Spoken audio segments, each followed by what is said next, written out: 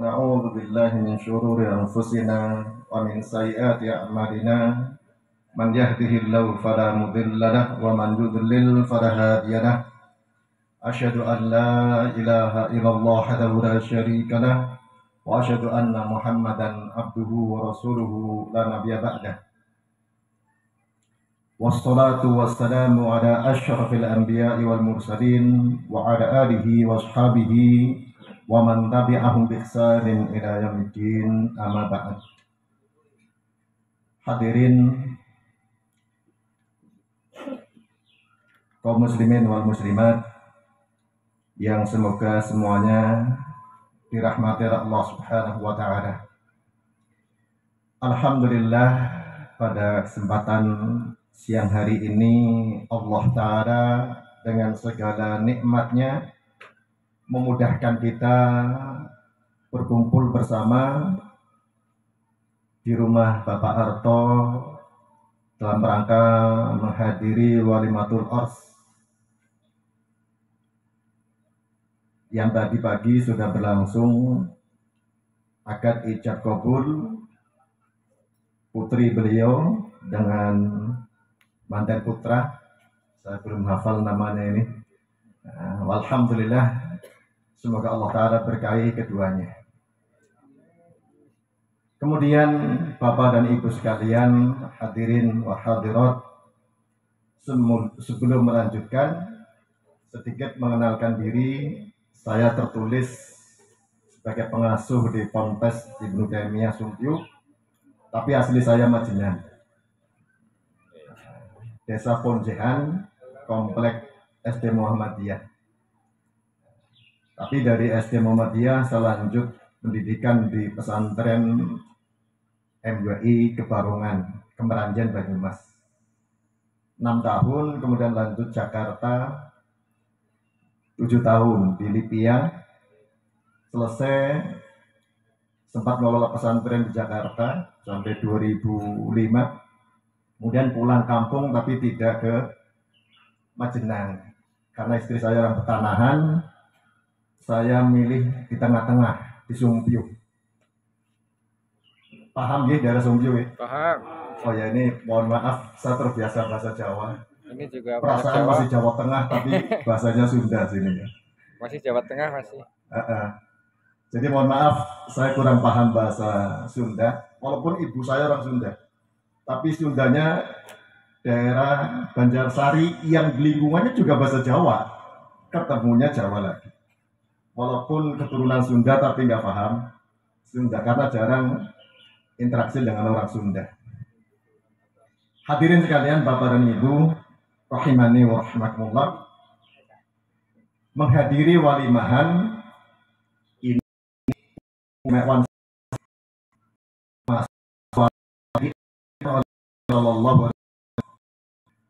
umum memenuhi umat muslim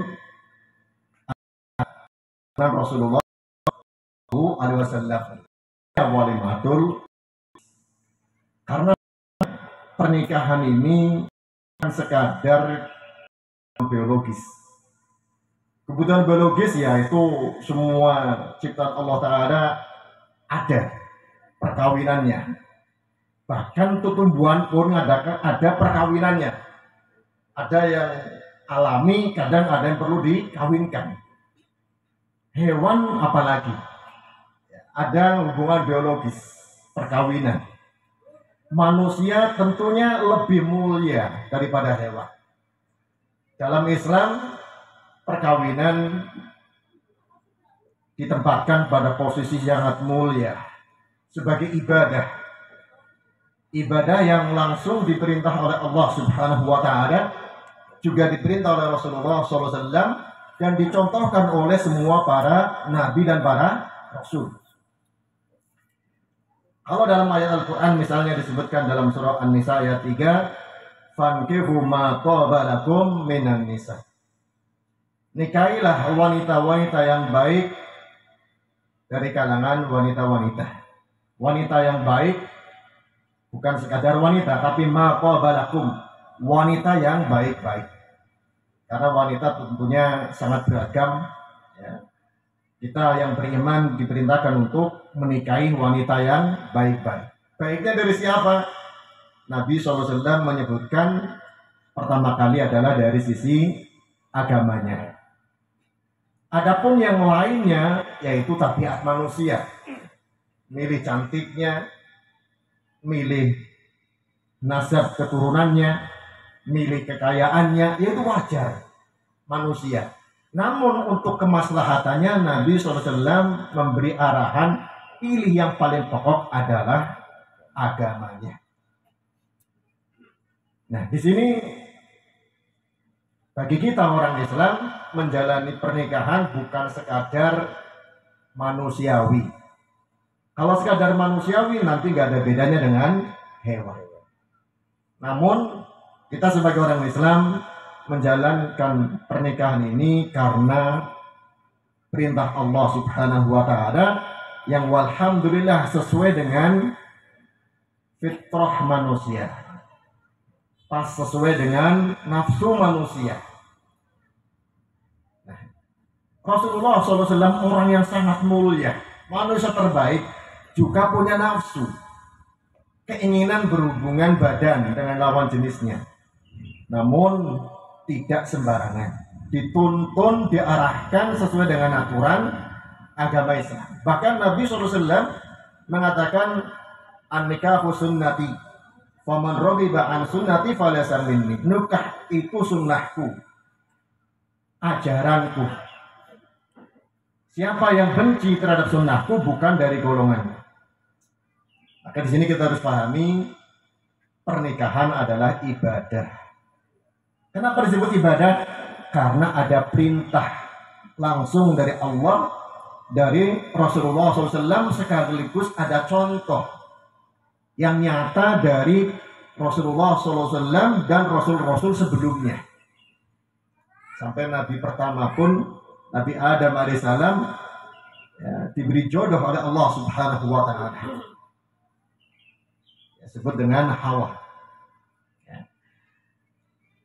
Ini yang harus kita pahami dulu tentang pernikahan. Bahwa pernikahan itu ibadah, ada perintah dari Allah dalam Al-Quran, dalam beberapa ayat, dan ada perintah Rasulullah SAW dengan diberi contoh oleh beliau. Nah, lanjutannya, kalau kita tahu bahwa pernikahan adalah ibadah, berarti kita perlu bimbingan, perlu panduan. Ya, dan Nabi kita Muhammad SAW sudah memberikan hal itu. Memberikan contoh nyata langsung dalam kehidupannya dan juga dalam ucapan-ucapan beliau yang disampaikan oleh para sahabat, terutama oleh istrinya yang terdekat yaitu Aisyah radhiyallahu anha. Kemudian Bapak dan Ibu sekalian rahimani wa rahimakumullah, kalau kita sudah memahami ini adalah ibadah, perintah Allah, perintah Rasulullah SAW, orang yang menjalankan perintah Allah harusnya merasa tenang, merasa terjamin akan dilindungi, akan dijaga oleh yang memerintahkan. Ya, kita sering mendapatkan perintah oleh orang untuk bekerja. Makanya kita mau menjalaninya karena ada rasa tenang, nanti akan digaji. Mungkin gajiannya ada yang mingguan, ya kalau tukang misalnya kan, ada yang bulanan kalau karyawan biasanya ya. Kenapa dia mau kerja dengan penuh semangat? Karena yakin akan dibayar, ya kan? Nah, kalau kita yakin mendapat perintah dari Allah, kita lebih yakin daripada kepada manusia tentunya, karena Allah tidak pernah mengingkari janjinya. Kalau manusia kadang-kadang ada mandor kabur, ya. Gajinya karyawan harusnya dibayar, dibawa kabur. Itu saja kadang nggak kapok. Besok kerja lagi ke mandor yang sama. Karena yang kemarin katanya sudah tobat, ingin memperbaiki diri. Ya. Nah, kalau kita yakin Allah Ta'ala tidak pernah mengingkari janjinya, pasti Allah akan melindungi siapa yang menjalankan perintahnya. Ada kisah nyata terjadi di zaman dahulu kala. Belum ada hitungan tahunnya ya. Di zaman Nabi Ibrahim alaihissalam. Nabi Ibrahim alaihissalam pernah diperintahkan oleh Allah untuk membawa istri keduanya, yaitu Hajar, ibunya Nabi Ismail, dari daerah Syam. Daerah Syam ini sekitar Yordania dan sekitarnya, Palestina termasuk sana. Di zaman itu tentunya kendaraannya ya belum ada, jalan kaki atau naik kuda. Nabi Ibrahim alaihissalam diperintahkan oleh Allah agar membawa Hajar, istri kedua, ke suatu daerah yang belum ada kehidupan, gak ada orang, gak ada penduduk, dan daerahnya tandus, gak ada rumah, gak ada pepohonan, paling 1-2 pohon kurma. Istrinya Hajar itu tak kala itu masih nyusui Nabi Ismail, dan nyusui paling ya sekitar 2 tahun. Digendong oleh Hajar mengikuti Nabi Ibrahim sampai tempat yang dimaksud. Nabi Ibrahim alaihissalam tidak ngomong apa-apa kepada Hajar, hanya meninggalkan 1 kantong kurma dan 1 kantong berisi air minum. Ditinggalkan begitu saja. Padahal perjalanan sangat jauh, balik lagi mungkin nggak bisa. Kalau balik sendirian Hajar tuh nggak bisa. Nah, tempat itu yang akhirnya dikenal sebagai kota Mekah. Di saat itu belum ada apa-apa, nggak ada pohon, nggak ada rumah, nggak ada orang. Hajar ditinggal di tempat seperti itu pun protes kepada suaminya. Wahai Ibrahim, kenapa engkau tinggalkan kami hanya bersama bayi yang masih nyusu di tempat yang nggak ada apa-apa ini, nggak ada orang, nggak ada rumah, hanya ditinggali kurma sekantong, air minum sekantong. Kenapa kau tinggalkan di tempat seperti ini? Nabi Ibrahim gak jawab. Melengos, gak mau melihat. Ditanya lagi gak jawab lagi. Ditanya lagi gak jawab lagi. Bayangkan sekarang kalau ada suami ditanya istrinya gak jawab, kira-kira gimana? Wah, ngamuk istrinya ya. Nah, terakhir kali nanya ini, bicara kepada suaminya. Wahai Ibrahim, apakah Allah yang perintahkan engkau seperti ini, agar aku ditinggalkan di tempatnya seperti ini? Jawaban Nabi Ibrahim cuma na'am, iya, tanpa melihat. Kenapa Nabi Ibrahim gak mau menoleh, gak mau melihat? Kemanusiaannya akan tersentuh. Dia gak akan tega meninggalkan istri dan anak masih bayi di tempat yang begitu sepi, tandus lagi. Dia gak mau melihat, bukan karena gak tega, justru nanti kalau melihat akhirnya luluh hatinya, gak jadi menjalankan perintah Allah Ta'ala tadi. Tak kala Hajar diberitahu bahwa itu perintah Allah, dia pun hatinya legowo, menerima, lalu mengatakan, idzan lan yudayyi'ana. Kalau begitu Allah tidak akan menyia-nyiakan kami. Keyakinan seorang wanita masih muda membawa bayi masih belia, masih nyusu, di tempat yang kira-kira nggak ada pertolongan kecuali dari Allah Subhanahu wa Ta'ala. Setelah dia yakin ini perintah Allah, perintah Allah agar dia berdiam di suatu tempat yang begitu keadaannya, seolah-olah ditelantarkan, dibuang. Tapi tak kalah diberitahu itu perintah Allah, yakin Allah Ta'ala akan melindunginya, akan menjaganya, tidak mungkin menelantarkannya. Keyakinan seorang wanita, didikan seorang nabi untuk meyakini siapa menjalankan perintah Allah, akan Allah jamin, akan Allah lindungi, akan Allah cukupi kebutuhannya. Karena Nabi Ibrahim alaihissalam juga pernah dibakar, tapi tidak kepanasan, gak kesentuh api. Kenapa? Dia menjalankan perintah Allah dalam berdakwah. Hadirin sekalian rahimani wa rahmatullah, itulah gambaran wanita solihah. Taat kepada suaminya dalam rangka taat kepada Allah Subhanahu wa Ta'ala. Dia mentaati perintah Nabi Ibrahim tak kala diberitahu itulah perintah Allah Subhanahu wa Ta'ala.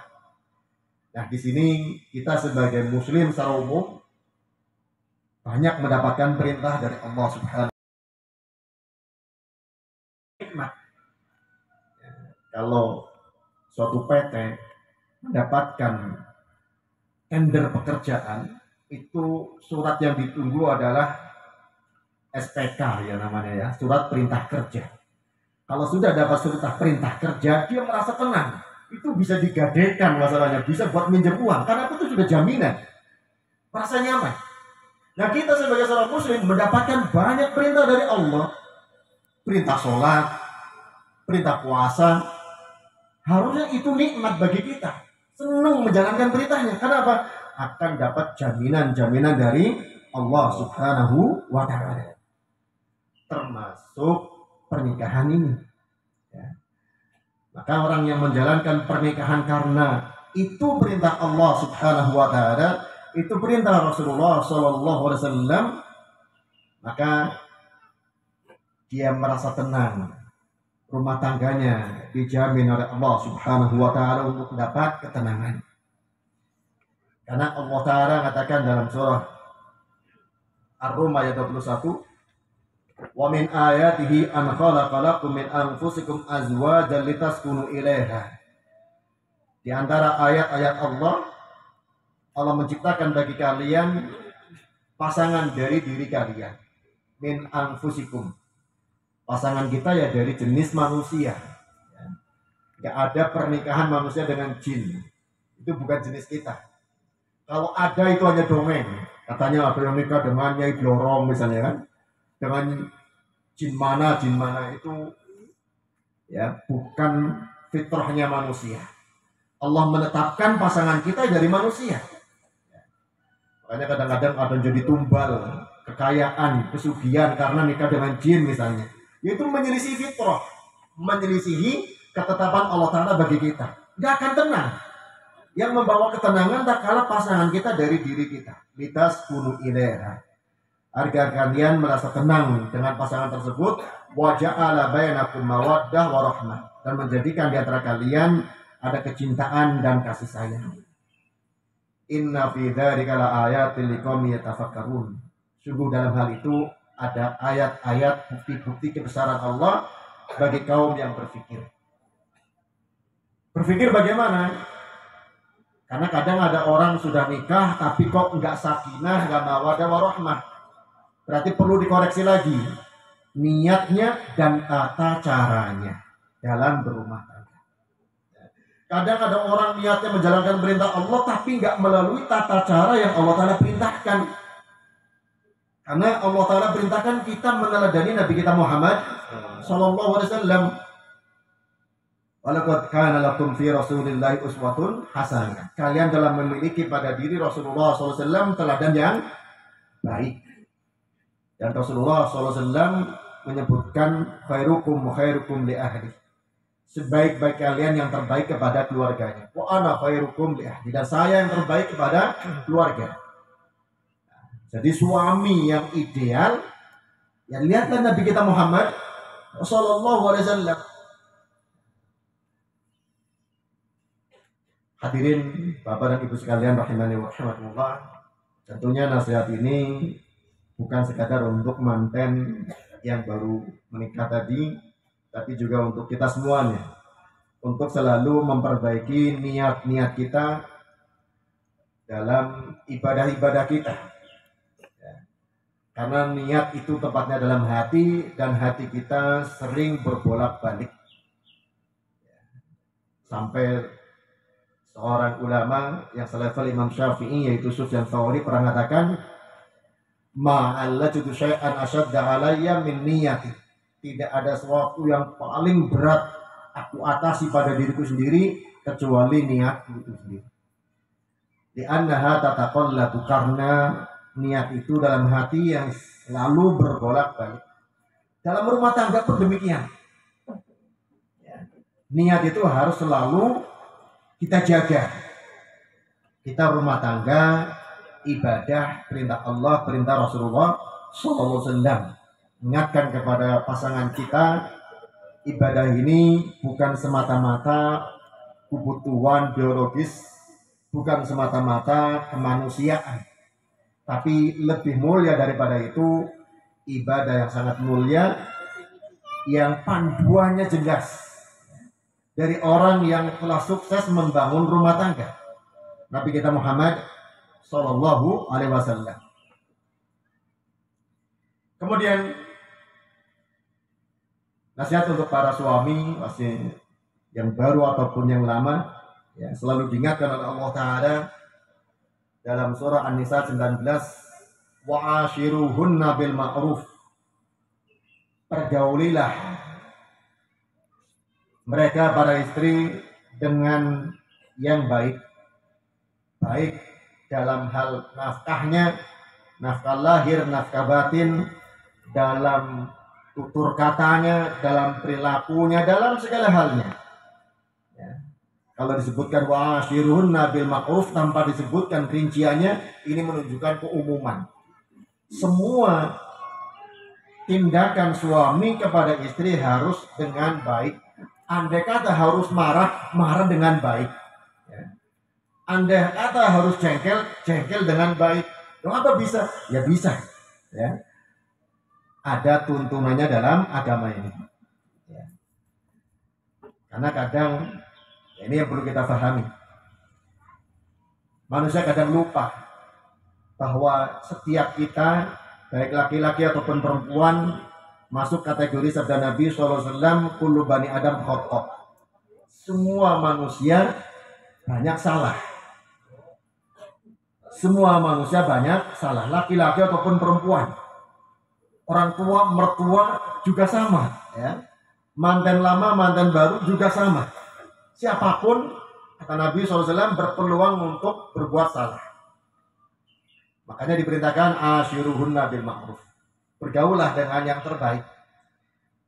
Bergaul dengan orang yang berpotensi berbuat salah. Makanya kemudian di ayat berikutnya dikatakan, fa in karihtumuhunna fa'asa an takrahu syai'an wa yaj'alallahu fihi khairan katsira.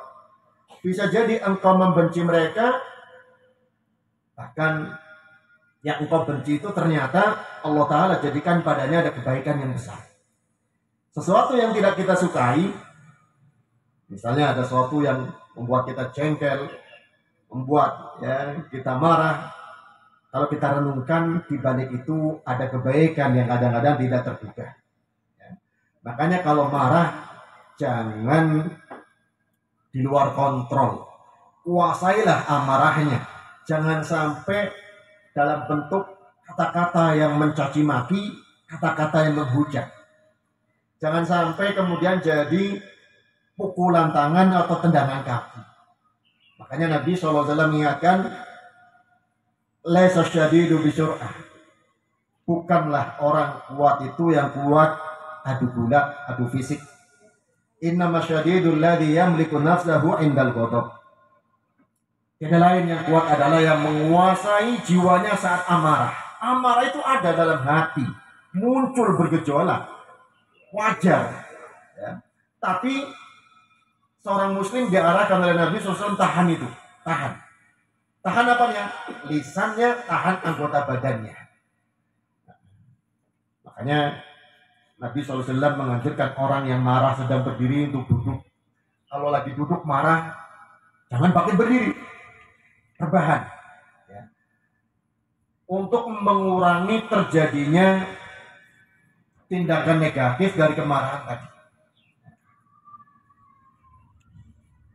Kemudian hadirin sekalian rahimani wa rahimakumullah, bagi suami yang marah, ingat tadi disebutkan, kekuatannya bukan pada pukulannya, kekuatannya bukan pada hujatan dan caci makinya, kekuatannya pada menahan lisannya dan anggota badannya.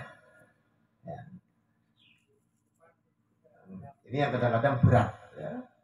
Tapi itulah bimbingan agama kita. Untuk bisa seperti itu, ya, diterangkan oleh para ulama, termasuk oleh Syekhul Islam Ibnu Taimiyah rahimahullah ta'ala, kalau ada potensi marah karena kesalahan seseorang, kata Syekhul Islam Ibnu Taimiyah rahimahullah ta'ala, fahamilah bahwa yang terjadi pada diri orang kepada kita adalah takdir Allah Ta'ala.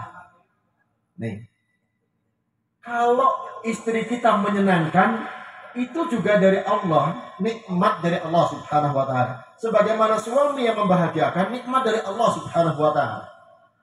Orang yang punya tetangga baik itu nikmat dari Allah. Maka keimanan kita terhadap takdir kan yang baik dan yang buruk, bukan hanya yang baik saja. Bahkan yang sering kita pahami, kalau ada musibah ya sabar.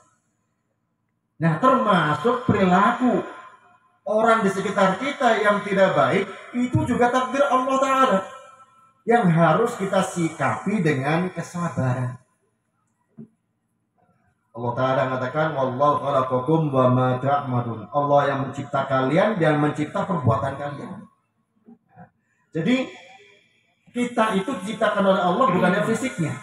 Perbuatan yang sudah terjadi juga ciptaan Allah.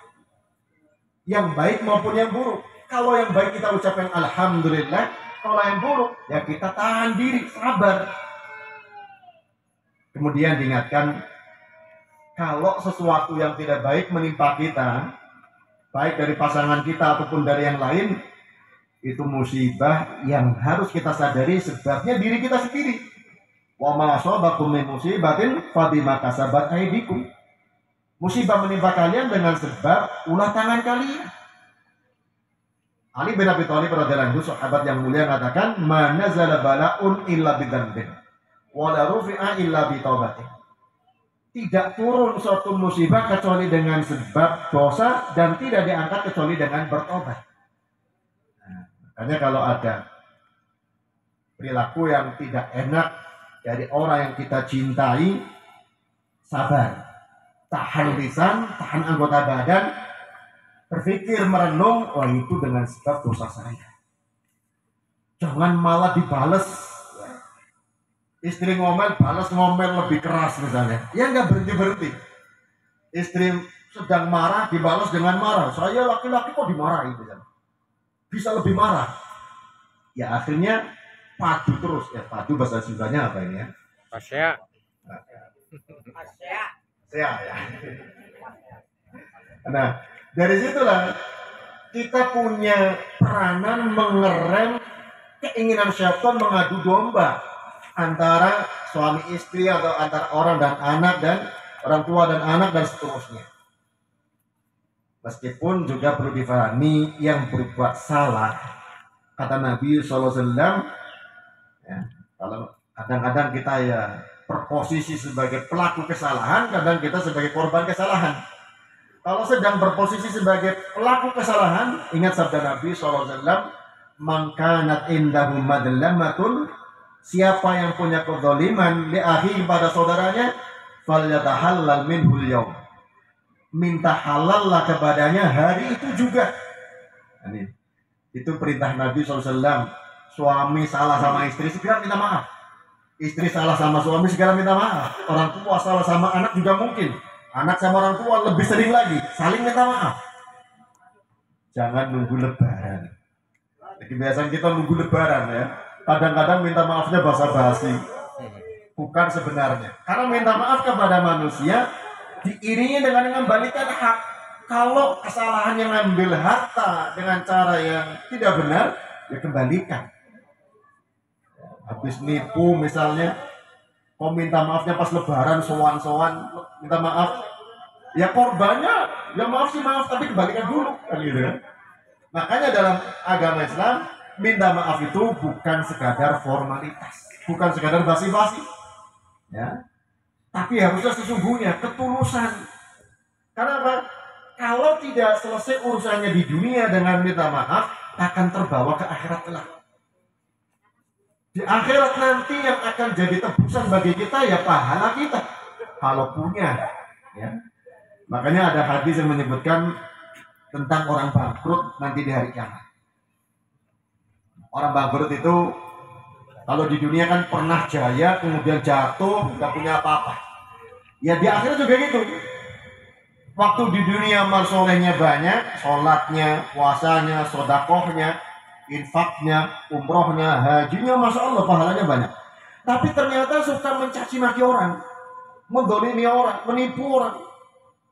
Nah, ini gak selesai di dunia, gak sempat minta maaf, gak sempat kembalikan di dunia.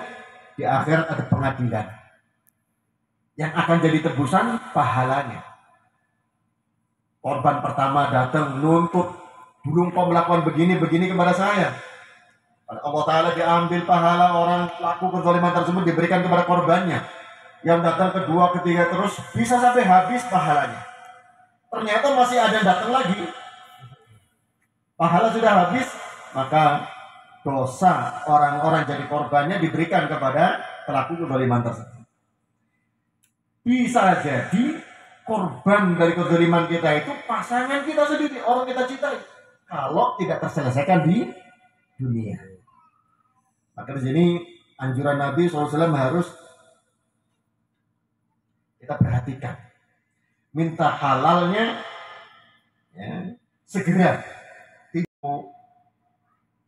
Anjurannya adalah saling mendoakan agar amal soleh kita diterima oleh Allah Subhanahu wa Ta'ala, agar amal soleh kita menjadi sebab terampuninya dosa kita.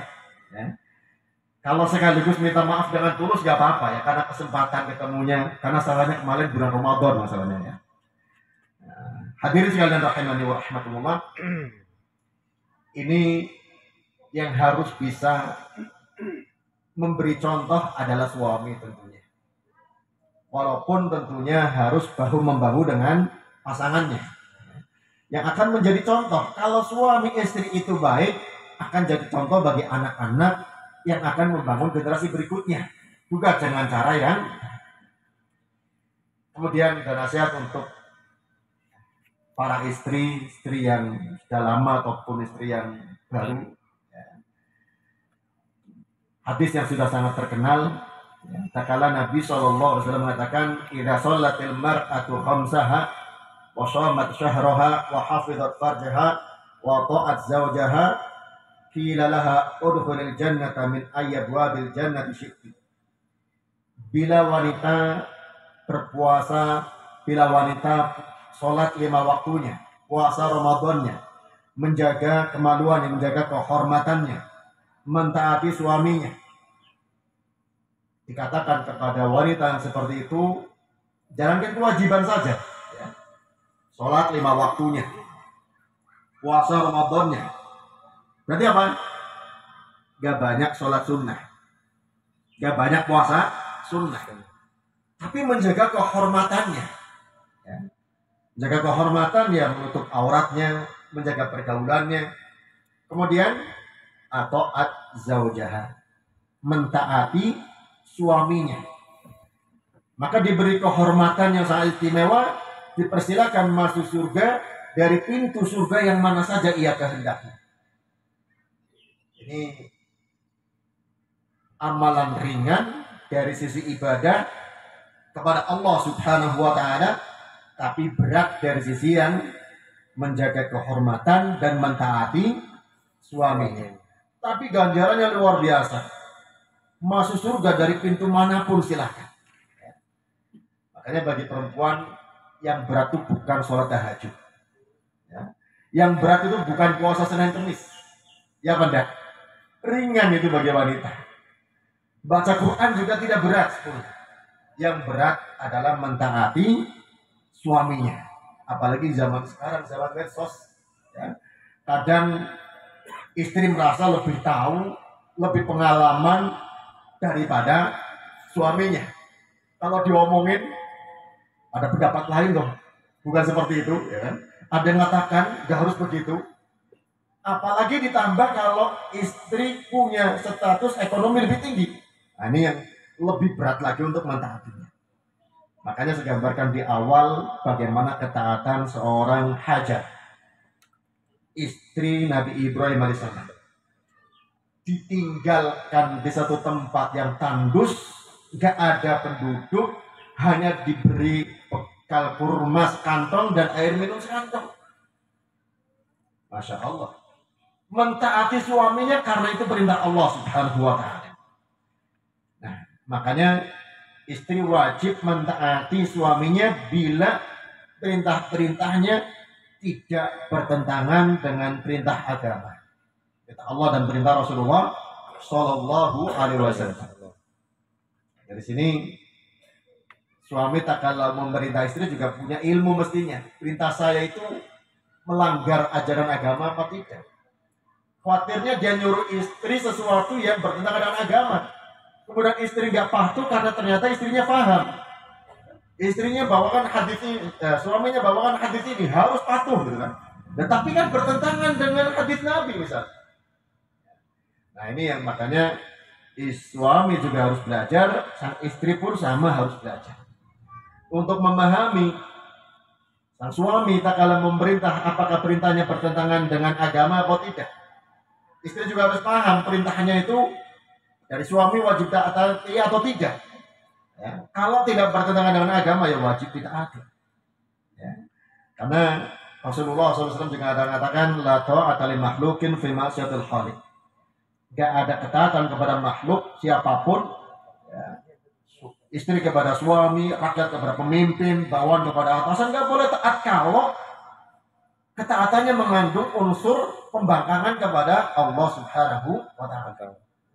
Misalnya karyawan diatur jam kerjanya, ya, istirahat jam 2:30, sholat duhur bablas harus tetap kerja, gak boleh bangkang. Oh ya nggak bisa saya kerja di tempat seperti itu.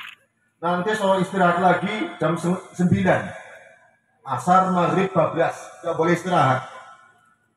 Itu perintah atasan misalnya. Atasan begitu gak boleh ditaati. Itu melanggar atasan yang lebih tinggi lagi, atasan kita Allah Subhanahu wa Ta'ala. Ya. Sama istri kalau diperintah oleh suami yang mengandung pelanggaran pun, wah ini melanggar perintah yang lebih tinggi lagi, perintah Allah Subhanahu wa Ta'ala. Ini kadang-kadang di suatu daerah ya yang belum memahami, suami nyuruh istrinya kerja ke luar negeri, Taiwan, ke Hong Kong, yang isinya Masya Allah duitnya gajinya berkali lipat daripada dalam negeri ya. Dan kalau daerah sini kan nggak perlu jauh, Bandung paling katakan ya, Jakarta. Kalau di kampung saya, daerah Sumpyu, Nusa Wungu, Binangun tuh kerjanya di luar, bukan luar kota, tapi luar negeri. Banyak di Korea, Hong Kong, Taiwan. Kalau yang kerja laki-laki tidak masalah. Kalau yang kerja perempuan, nah, itu melanggar. Dari sisi safarnya, ya, bepergiannya tanpa mahram, ya, hidup di tengah orang kafir, hidup ya tanpa ada suami padahal dia sudah punya suami. Nah, akhirnya banyak terjadi ketidakharmonisan bahkan kehancuran rumah tangga. Hadirin sekalian rahimani wa rahmatullah. Namanya kehidupan yang tentram bahagia dalam rumah tangga bukan berarti tanpa problem. Kehidupan Nabi kita Muhammad SAW jelaslah rumah tangga yang sangat harmonis. Ya, pernah ada problem di antara rumah tangga Rasulullah SAW. Makanya di antara tuntunan Nabi kita Muhammad SAW, kalau ada urusan rumah tangga yang perlu diseriusi, jangan dibawa keluar dulu. Selesaikan internal dulu. Ya. Kalau itu ya, aib suami, aib istri, yang tahu ya berdua, selesaikan berdua. Bahkan kalau bisa orang tua dan mertua tahunya bahagianya saja. Ya, sudah membesarkan dari kecil, rumah tangganya masih merepotkan orang tua. Nah, ini kasihan. Makanya Nabi SAW membuat suatu prinsip, man satara musliman satarahullahu yaumal qiyamah. Prinsipnya barang siapa menutupi aib seorang muslim akan Allah tutupi aibnya nanti pada hari kiamat. Kalau aib orang lain nggak boleh kita bongkar, apalagi aibnya sendiri, apalagi aibnya pasangannya. Baru nikah seminggu, 2 minggu, sebulan, waduh nggak seperti harapan. Istrinya begini atau suaminya begini, cerita ke orang tua misalnya, atau cerita ke teman, cerita ke orang lain, bahaya ini. Makanya dalam ayat tadi disebutkan, jika kalian membenci sesuatu pada pasangannya, bisa jadi di balik itu ada kebaikan yang sangat banyak. Ya. Karena pikiran kita, oleh Allah Ta'ala disebutkan, asa an tuhibbu syai'an wa huwa syarrul lakum. Bisa jadi kalian mencintai suatu padahal itu buruk bagi kalian. Sebaliknya, wa asa an takrahu syai'an wa huwa khairul lakum. Kalian membenci sesuatu padahal itu baik bagi kalian. Artinya apa? Jangan tergesa-gesa dalam menyikapi sesuatu. Harus penuh kesabaran. Di saat menjumpai ada hal yang tidak nyaman dari pasangannya. Apalagi yang namanya manusia itu berubah-ubah. Sekarang baik, bisa jadi dalam waktu kemudian istiqomah semakin baik. Apalagi yang tadinya tidak baik bisa berubah menjadi baik. Makanya diperlukan saling menguatkan. Makanya Nabi SAW dalam satu hadis yang mengingatkan, la yafruqu mu'minun mu'minatan. Janganlah seorang suami benci kepada istrinya yang sama-sama beriman. Karena salah satu karakternya, in kariha mina khuluqan radiya mina akhar. Kalau dia benci kepada salah satu karakternya, dia akan ridho dengan karakter yang lain. Itu yang sudah disampaikan oleh Nabi kita Muhammad SAW. Karena pasangan kita manusia yang gak sempurna. Ya. Bukan malaikat, bukan bidadari. Ya. Pasti ada kekurangannya. Maka ini yang harus ada dalam benak kita. Ya. Kalau menikah, kita menikah dengan manusia dari jenis manusia yang pasti ada kekurangannya, yang pasti ada hal yang kadang tidak kita sukai. Tapi ada sisi lain yang kata Rasulullah SAW akan membuat dia ridho. Kemudian hadirin sekalian rahimani wa rahimakumullah, perlu kita pahami firman Allah Ta'ala dalam surah An-Nahl 97, man amila shalihan min dzakarin aw untha wa huwa mu'min falanuhyiyannahu hayatan thayyibah wa lanajziyannahum ajrahum bi ahsani ma kanu ya'malun. Barang siapa beramal soleh, baik dia laki-laki ataupun perempuan, dalam keadaan dia beriman. Nah, termasuk amal soleh di sini tentunya adalah pernikahan, yang kemudian berlanjut pada hubungan rumah tangga, suami istri, orang tua anak. Nah, itu amal soleh. Suami menafkahi istrinya adalah sedekah. Suami menafkahi dirinya sendiri juga sedekah, apalagi kepada istri, kemudian kepada anak, kepada mertua, kepada orang tua, itu sedekah. Istri yang patuh kepada suaminya jelas itu amal soleh. Tapi dengan catatan wa huwa mu'min, dia beriman. Kata Allah Ta'ala janjinya apa? Falanuhyiyannahu hayatan thayyibah. Kami akan berikan kepadanya kehidupan yang indah. Apa kehidupan yang indah? Diterangkan oleh para ulama adalah kehidupan yang qanaah, menerima apa yang Allah berikan padanya. Sebagai orang yang miskin, qanaah. Sebagai orang kaya, qanaah. Yang qanaah itu bukan hanya orang miskin. Kalau orang kaya nggak qanaah, akhirnya rakus, nggak kenal halal haram dalam mencari nafkah. Ya. Kalau orang miskin nggak qanaah juga sama. Akhirnya nekat melakukan tindakan yang haram. Maka orang yang beramal soleh dalam keadaan beriman, ya, akan diberi kehidupan yang indah dengan qanaahnya dalam hati. Ya. Kebahagiaan tempatnya dalam hati, bukan pada harta benda. Ditambah wala najziyanahum ajrahum bi ahsani ma kanu ya'malun. Kami balas mereka dengan pahala yang lebih baik daripada yang mereka kerjakan. Hadirin sekalian rahimani wa rahmatullah, ayat ini berlaku bukan hanya amal soleh bentuknya sholat, puasa, infak, birrul walidain, ini berlaku umum. Semua amal soleh, termasuk taatnya istri kepada suami, bekerjanya suami untuk menafkahi keluarga, ini amal soleh. Tapi diingat, wa mu'min, dalam keadaan beriman. Menjalankannya, prinsipnya itu adalah perintah Allah Subhanahu wa Ta'ala, karena kita tidak lepas dari firman Allah, wa ma khalaqtul jinna wal insa illa liya'budun. Kita, kata Allah Ta'ala, tidaklah kuciptakan jin dan manusia melainkan agar mereka beribadah kepada. Semua kehidupan kita adalah untuk ibadah kalau kita paham ilmunya. Karena apa? ada kaidah innamal a'malu binniyat. Amalan-amalan itu tergantung niatnya. Banyak orang nikah gak dapat pahala karena apa? Yang niatnya hanya kebutuhan biologis, hanya manusiawi lah. Malu sudah tua nggak nikah misalnya, sudah pengen punya keturunan, gak ada kepikiran itu perintah Allah, gak ada kepikiran itu perintah Rasulullah Shallallahu Alaihi Wasallam. Niatnya hanya urusan dunia, ya sesuai dengan yang dia niatkan. Wa inna malikul limri'in manaw. Masing-masing orang akan mendapatkan dengan apa yang dia niatkan. Maka sekali lagi, mari kita terus jaga niat-niat kita dalam kehidupan ini untuk mendapatkan ridha Allah Subhanahu wa taala dengan berbagai macam ibadah kita, termasuk membangun rumah tangga. Insyaallah ini yang bisa sampaikan, kurang lebihnya mohon dimaafkan. Kalau kebenarannya tentunya itu dari Allah Subhanahu wa taala melalui ayat Al-Qur'an, melalui sabda Nabi Muhammad sallallahu alaihi wasallam. Subhanakallahumma wa bihamdik asyhadu an la ilaha illa anta astaghfiruka wa atubu ilaik. Assalamualaikum warahmatullahi wabarakatuh. Waalaikumsalam warahmatullahi wabarakatuh.